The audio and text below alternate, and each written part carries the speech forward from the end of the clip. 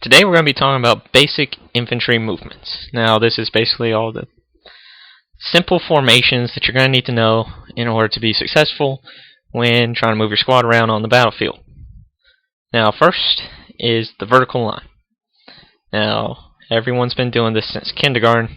Everyone should know what a vertical line is. Follow the leader. There you go, very simple. But a few more details about it for Airsoft. Your front guy is going to be the point man. Point man is very important, yet expendable. Point man needs to be able to sniff out an ambush. He needs to be able to know that something down that trail does not look right. He just needs to be able to have that gut feeling to know that you are walking into something bad. So if someone is completely oblivious on your team, don't put them on point, because they'll walk you right into a death trap. Excuse me there. Now, also, he needs to have basic navigation skills. He needs to know that you're not walking in the wrong direction. He needs to know where you're going. So if he's familiar to the field, that would also be good. And all that kind of comes together in knowing, if you're walking to an ambush, if he knows the field, he knows something probably doesn't look right there. Now, your leader is going to want to probably be in the middle. In the middle allows him to talk, give orders front and to the rear. And also it prevents him from being slaughtered in the ambush, most likely, even though it still happen. Anything can happen. But it's more likely that if your point man and the first couple guys are going to be toast. They should know that if they're experienced at all. They know they're about to get toasted if they get an ambush. So your more important people, like your medic, if you got a guy like carrying a bomb for the objective or whatever, he needs to be towards the back. Even though that's not to say that someone just can't come up behind you and give you a little surprise. So you need to also have someone looking out, covering your rear. Now, let's talk about some of the pros and cons. Some more pros and cons of this formation. Pros is very simple. It gives you the fastest movement speed, especially over rough terrain. And it is best used when speed and stealth are a necessity. This is the most stealthy formation because not everyone's spread out. It's almost like looking for a single dude, in a way.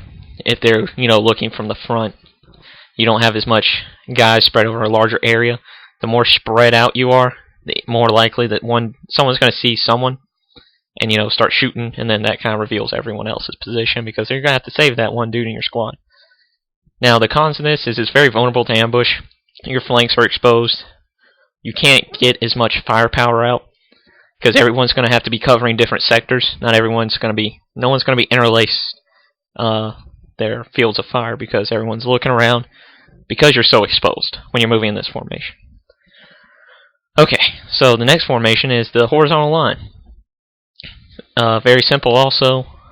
The most important thing about this formation, the guys on either the far left or the far right need to understand that their job is solely to cover the flanks. They don't need to be focusing on what's going on up front. They just need to make sure no one gets around on your flanks, because if they do that, you're done. You're toast. Your leader needs to be in the middle, again, because he can pass information left and right the quickest. He needs to kind of be in the center of things. This is best used when you're looking for something. That could be a sniper in the woods. That could be a briefcase or an objective or whatever you're sent out to search for this, a downed pilot. One thing I need to mention about both of these formations, there needs to be a good spread in between. That drawing is not to scale, I guess you could say. There probably needs to be at least 10 or 15 feet in between everybody, so you don't all get wiped out at once by a machine gun. Okay, so let's talk about pros and cons of this one.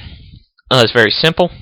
You're going to get the greatest firepower because people are going to be interlacing their fields of fire, because everyone's looking the same direction, mostly. And it's the most useful in search operations, looking for something. Unfortunately, it's a generally slower moving formation, because everyone's going to be kind of looking to the left, trying to stay in line with each other.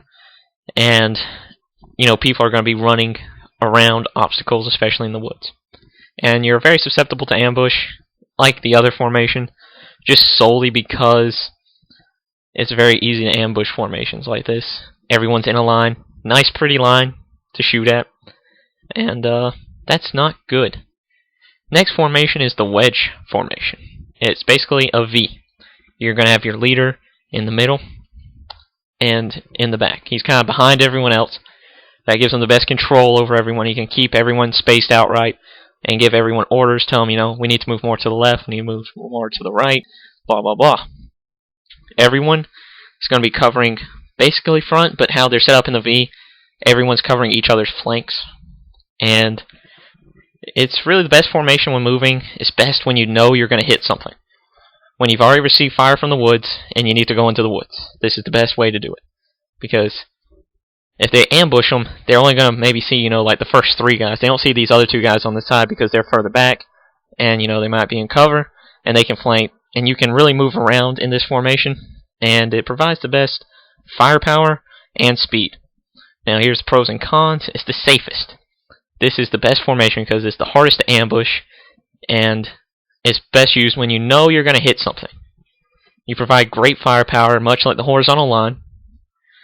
But the cons of this is that you're going to have to be coordinated. You can't just pick this up with a bunch of guys on the first try. Because something's going to happen. Something's going to go wrong. Someone's going to start walking off the wrong direction. You need to be able to look around, know where your guys are, know where you're supposed to be. And that's the most important part.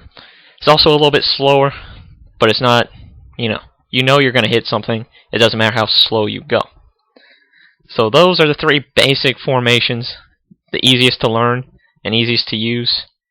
Definitely going to put out more of these tactics videos. I'm going to be talking about ambushes next, how to spot them, how to get out of them, how to set them up. So we'll do that later. Don't forget to subscribe, like, and comment. And more videos will be coming out soon. Talk to you guys later.